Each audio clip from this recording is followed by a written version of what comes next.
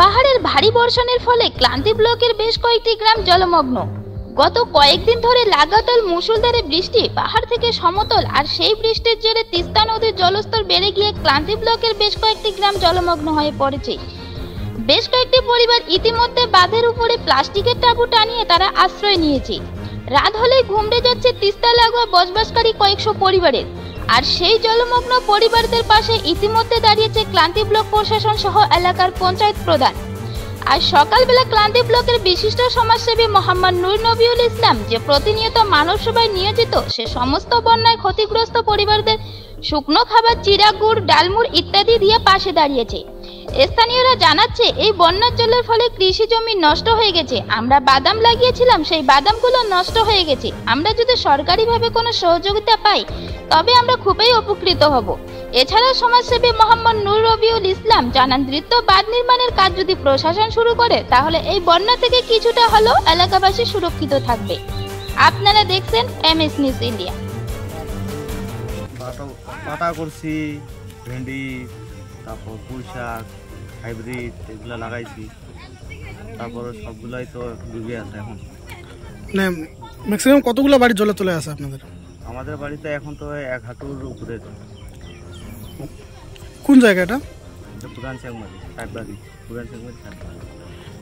আপনার নাম? রাজু মারানি। কখন থেকে এই জল মানে বাড়ছিল? কয়েকদিন হচ্ছে। প্রশাসন বা কোনো কোথা থেকে সাহায্য পেয়েছেন কি? হ্যাঁ, পাইছি। লাইনে দিচ্ছে থাকার জন্য। বাঁধের কি কোনো আশা দিয়েছিল? বাঁধের আশা দিছে, বাঁধের উপরে থাকার জন্য বলছে। মানে বাঁধ বাঁধার মানে নির্মাণ করার কোনো? না, সেরকমটা বলে নাই। দাদা, আজকে দেখলাম আপনি এখানে এসে কিছু মতলব ডোনেট করলেন, চিরা, গুড়, বিস্কিট। দেখুন, এখানে হচ্ছে যে বন্যা পরিস্থিতি, তাদের যে সমস্ত ক্ষতিগ্রস্ত পরিবার, আমরা যা সামান্য কিছু হচ্ছে সহযোগিতা করলাম। এর আগেও আমরা এসেছিলাম, জল, বিস্কিট এবং অন্যান্য সামগ্রী দিয়ে পাশে দাঁড়িয়েছিলাম।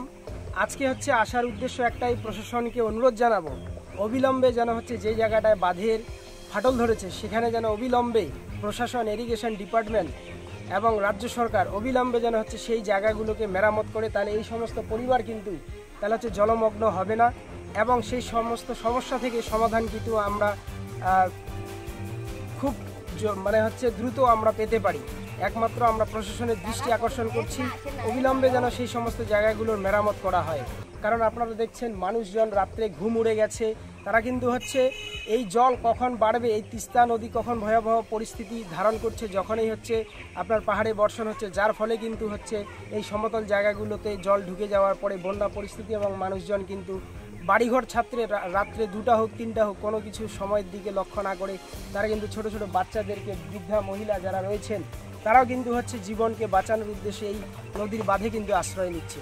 তাই আমি নূর ইসলাম, একজন সাধারণ ক্লান্তি ব্লকের নাগরিক, আমি আপনাদের এই নিউজ চ্যানেলের মাধ্যমে অনুরোধ জানাবো অবিলম্বে যেন হচ্ছে রাজ্য সরকার এই বাঁধ নির্মাণে এগিয়ে আসেন। ধন্যবাদ।